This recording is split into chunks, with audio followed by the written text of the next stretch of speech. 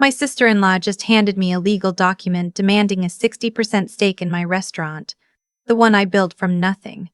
The one that took 4 years of 60-hour weeks, burned fingertips, and a $340,000 business loan I took out entirely in my name. I'm Claire Whitfield, and for 3 years, my sister-in-law Renee treated me like the help at every family dinner. She introduced me to her country club friends as the one who cooks. Not a chef. Not a business owner. The one who cooks. When I opened Wilder Table in Nashville's Germantown neighborhood, she told my husband Daniel that running a little bistro was a cute hobby. When the Nashville scene named it one of the top 10 new restaurants in Tennessee, she didn't say a word. When Food and Wine reached out about their best new chef feature, Renee finally paid attention. Just not in the way I expected. Let me tell you how I turned her entitlement into the most public humiliation Nashville's culinary scene has ever witnessed. I almost didn't become a chef. I spent 2 years in corporate marketing before I admitted to myself that I was miserable in a way that sleep couldn't fix. My mother had run a catering business out of our house in Knoxville, and I had spent every weekend as a teenager watching her transform ordinary ingredients into something that made people stop talking mid-sentence and just close their eyes. I wanted to do that. I enrolled in culinary school at 24, graduated top of my class, staged at 3 restaurants in New York, and came back to Nashville with a vision so specific I could see the tablecloths. Wilder Table would source everything within 150 miles. The menu would change every 8 weeks with the seasons. The space would feel like someone's grandmother's farmhouse if that grandmother had impeccable taste and a James Beard nomination. I found a vacant brick building on 5th Avenue North that had been a textile warehouse in the 1940s, negotiated the lease down to something survivable, and spent 8 months doing most of the renovation myself on weekends. Daniel believed in me completely. He's a civil engineer, not a restaurant person, but he showed up every Saturday with coffee and a willingness to learn how to tile. What I didn't fully understand then was that Daniel had spent his entire life being managed by Renee, 4 years older, louder, and absolutely certain she knew best about everything. She had taken over their late father's property management company and run it with a grip so tight that Daniel had quietly built his own career in a different field, just to have something she couldn't control. The $340,000 loan came from First Tennessee Bank. My business plan, my credit history, my name. I also put in $47,000 of my own savings. Daniel contributed $15,000 as a gift, not an investment, which we documented carefully on the advice of my accountant. Renee contributed nothing. She wasn't asked to. She wasn't involved. She had, in fact, told Daniel at their mother's birthday dinner in 2021 that she gave the restaurant 18 months before I came crawling back to a real job. Wilder Table opened on a Thursday night in April and was fully booked by Sunday. By month 3, the wait list for a weekend reservation was 3 weeks out. I hired 12 people, sourced from 11 local farms, and started turning a profit at month 7, which almost never happens in this industry. I poured everything back in. New equipment, better wine program, a pastry chef named Odessa, who had turned down a position at a Michelin-starred restaurant in Chicago because she wanted to work somewhere that felt like it meant something. Renee showed up for the first time 8 months after we opened. She sat at the bar with 2 of her friends, ordered the tasting menu, and left a 19% tip. She texted Daniel on the way out. "Tell Claire the duck was good. A little under-seasoned." The duck had been one of 3 dishes that the scene reviewer specifically praised. I smiled and moved on. I got used to Renee's version of backhanded acknowledgement. At Thanksgiving, she asked if I was thinking about franchising because small concepts like this don't scale. At Christmas, she mentioned that a friend of hers had opened a restaurant and lost everything, then patted my hand like she was preparing me for bad news I hadn't received yet. Daniel would tighten his jaw and say nothing. I had learned to say nothing too. The Food and Wine feature changed the atmosphere in a way I didn't anticipate. The magazine sent a photographer for 2 days in late September. They interviewed me for 3 hours. The piece would run in the January issue under Best New Chef with a full profile and a photo of me in the kitchen at 6 a.m., looking exactly like what I was, someone who had built something real. I had told exactly 3 people before it published. Daniel, my mother.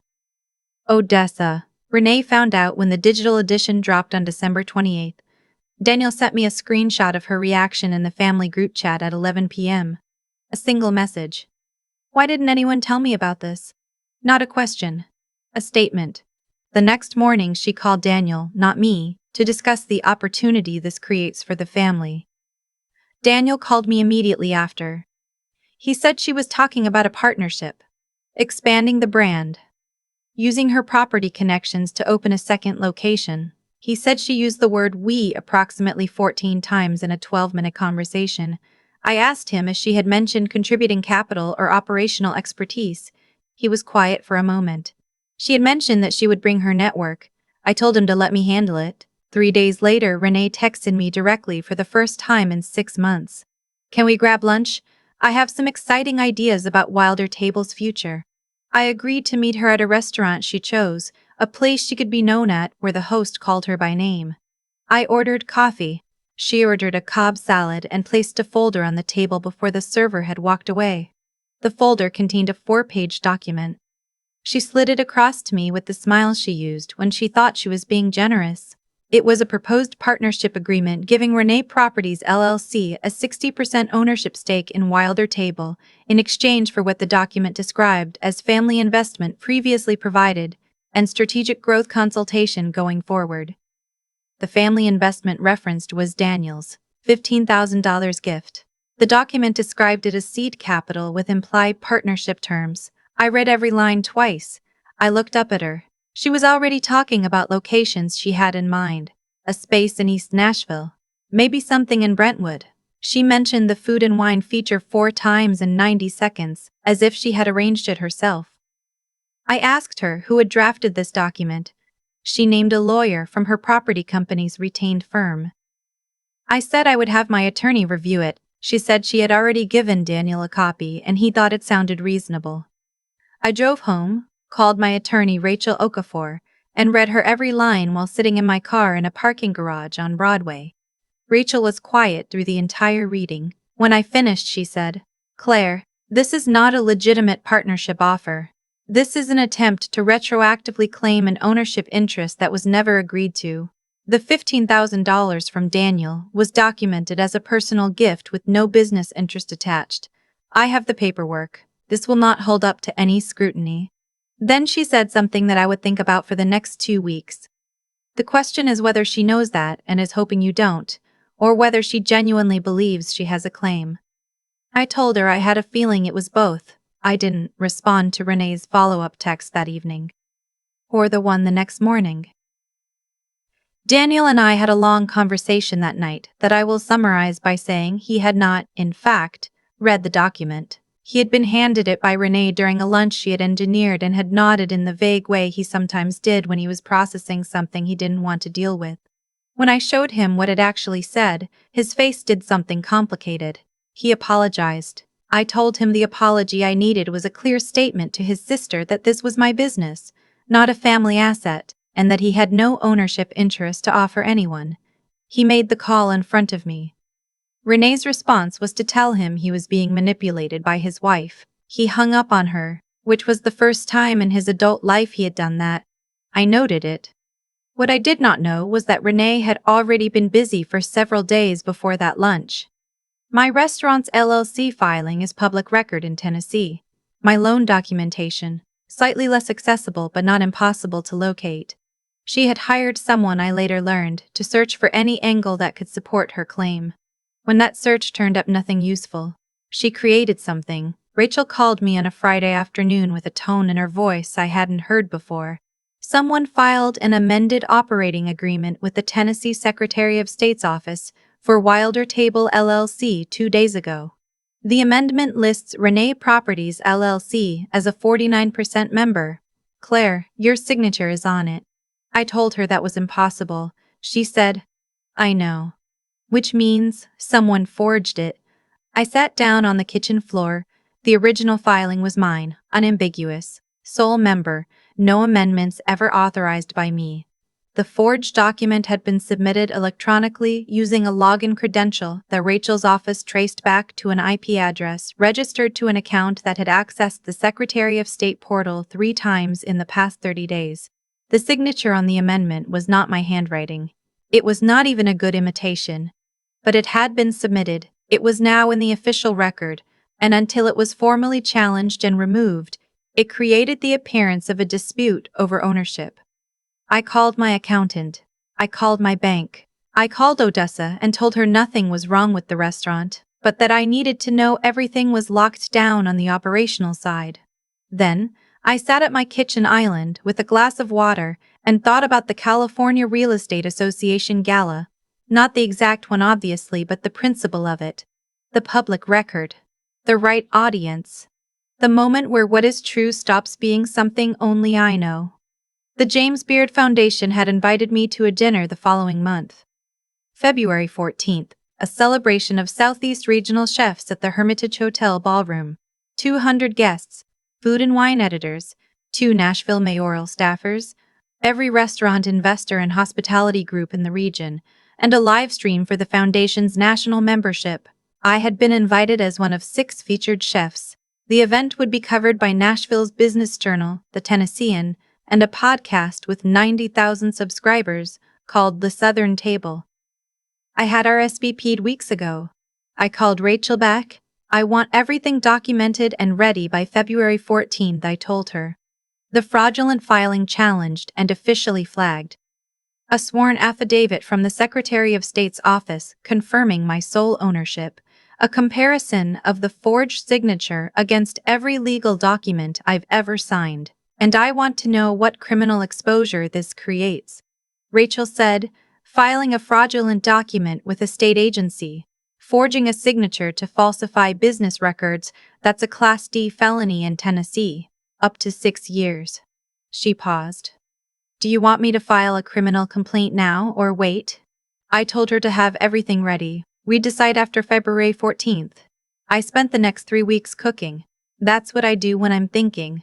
I developed 2 new dishes for the winter menu. I hired a new front-of-house manager named James who had worked at Husk for 4 years and understood that hospitality meant making people feel like the most important person in the room. I gave Odessa a raise. I did not respond to Renee's texts, which had escalated from friendly to confused, to pointed over 10 days before stopping entirely. I assumed she had taken the silence as compliance.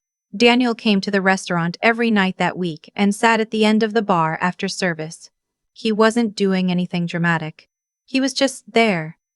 On Thursday he said, I know I've been conflict avoidant my whole life. I've been in therapy twice a week and my therapist says enabling Renee has been its own kind of harm.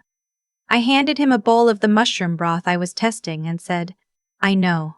We'll talk about us after the 14th. He asked what was happening on the 14th. I told him to trust me and come to the dinner.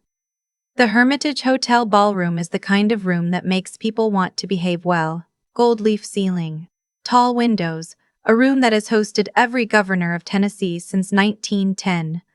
I arrived early to help with the kitchen setup. In a charcoal silk dress that Odessa had insisted I buy and that I had resisted until I put it on and immediately stopped resisting. My hair down.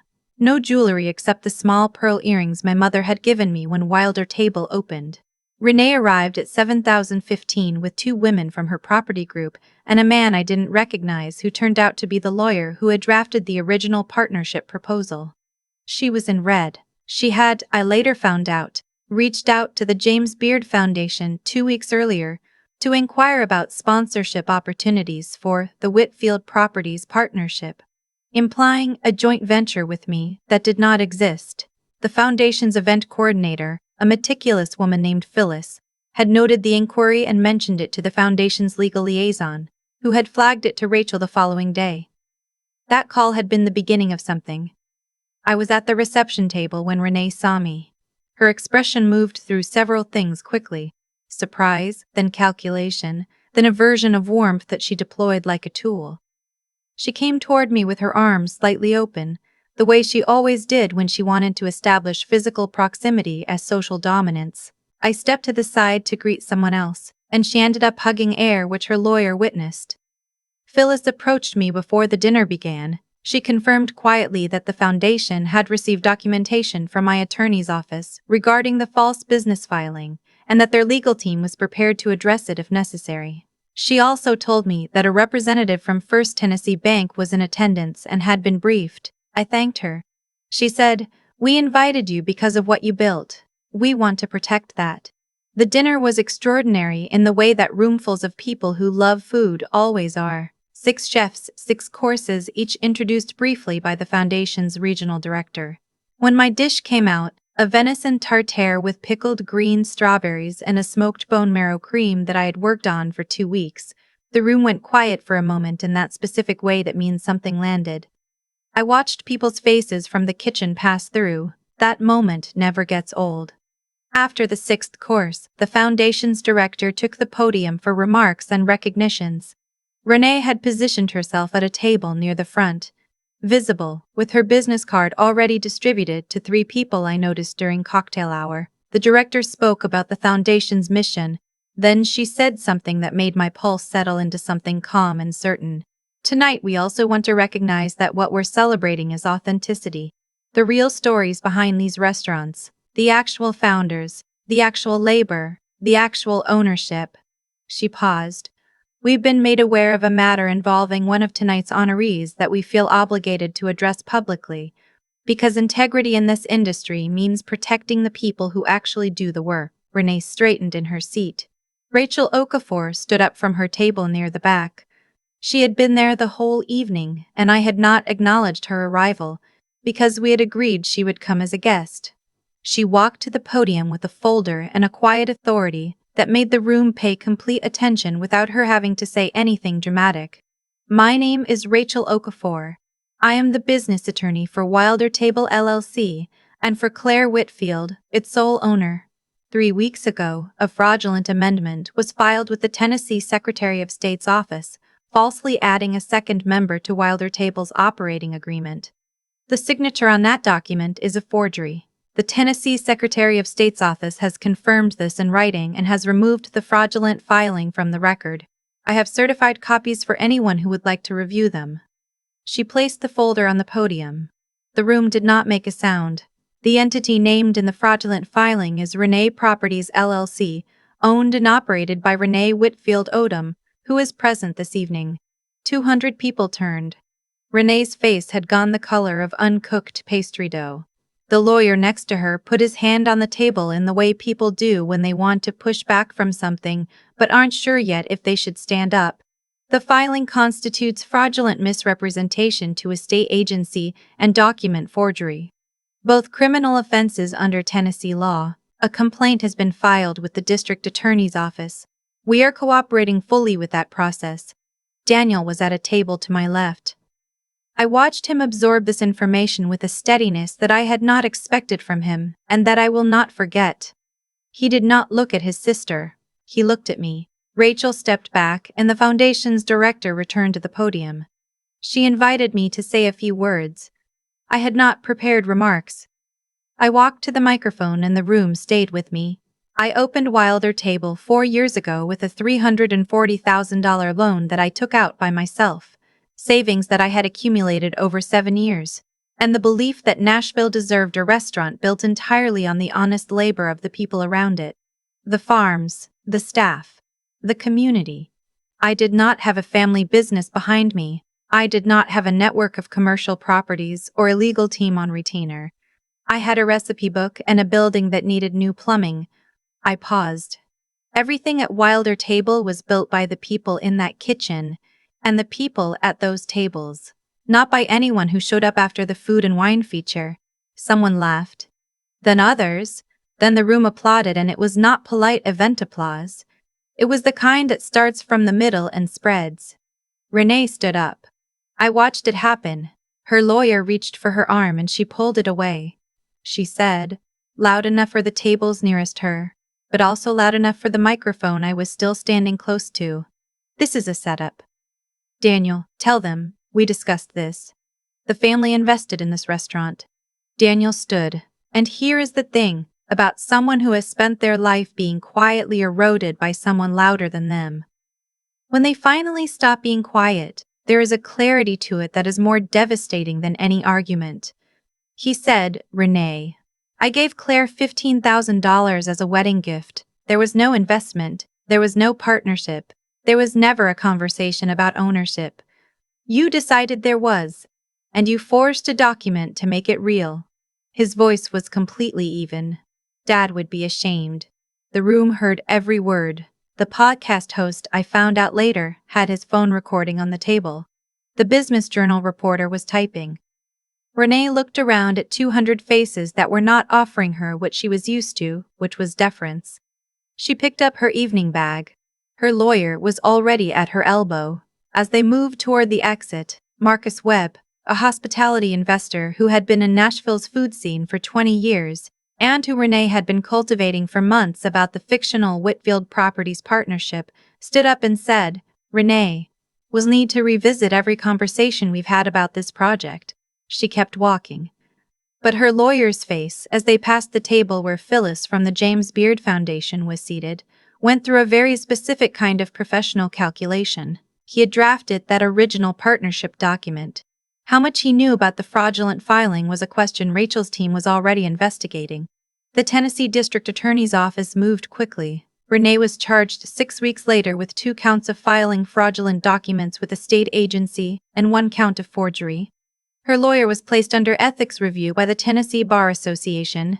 The fraudulent amendment had been filed using credentials belonging to a contract administrator at Renee Properties, who later cooperated with investigators in exchange for reduced charges.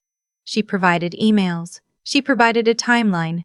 She provided a recording of a phone call, made on a company line, in which Renee had instructed her to just file the amendment before Claire notices and will deal with any fallout after. The real estate community in Nashville did what communities do when someone violates the foundational rules of the business. They documented the separation from Renee publicly and quickly. 3 property developers she had been negotiating with issued statements through their communications teams. The Nashville chapter of the Commercial Real Estate Women's Network, of which Renee had been a board member for 4 years, accepted her resignation within 48 hours of the charges being filed. Her country club membership was suspended pending resolution of the criminal case. The Food and Wine piece ran in January as scheduled. It had been written and edited before any of this happened, so it was simply a profile of a chef and her restaurant, which is what I had always wanted it to be. The story about the gala and the charges broke separately in the Tennessean first, and then picked up by Eater and the AP. The combination of the 2 stories meant that every person who searched my name in the first 2 months of that year found both. The restaurant, and the record being set straight. Reservations went to a 6-week wait. I hired 2 more line cooks and extended Sunday brunch service. Odessa was approached by a television production company about a show.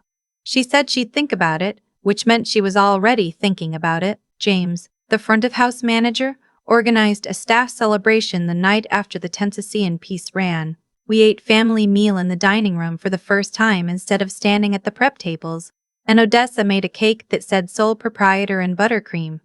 And I cried a little, which I'm not embarrassed about. 3 months after the gala, I sat across from Renee at a conference table in Rachel's office. This had been arranged through attorneys only. It was not a reconciliation.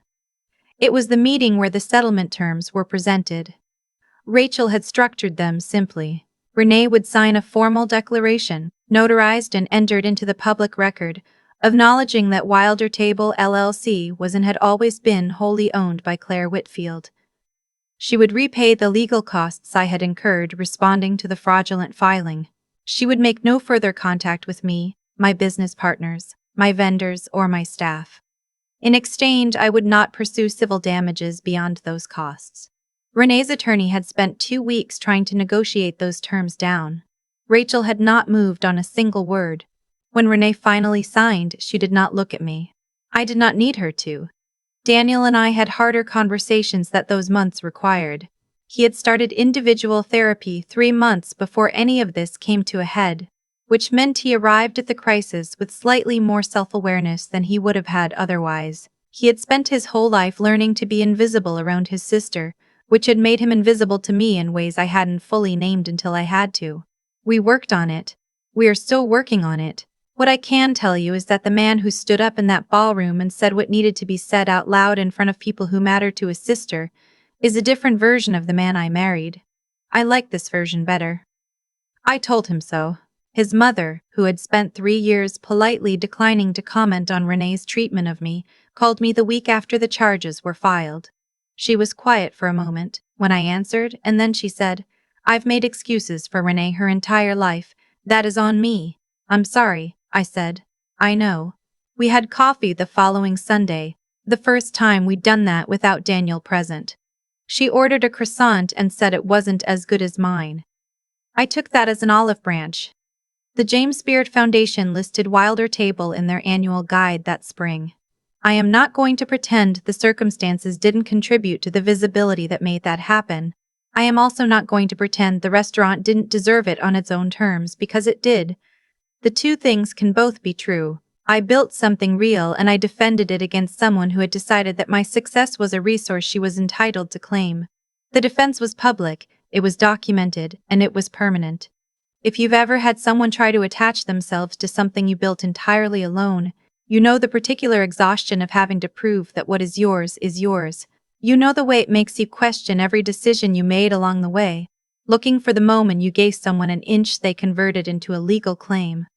You know the way it makes you want to go back and lock every door and trust nobody. What I want you to know is the thing I had to learn on the other side of all of this. The best response to someone trying to take what you've built is not smaller, it's louder, better documented, and witnessed by everyone who needs to see it. My home is mine. My restaurant is mine. My name on the door of Wilder Table means exactly what it has always meant. Renee spent 3 years calling me the one who cooks. I cook 4 nights a week on the line, beside the people who built this with me, in the kitchen I designed and the restaurant I own. Come find us on 5th Avenue North. The duck is perfectly seasoned. If this story resonated with you, subscribe and hit the notification bell.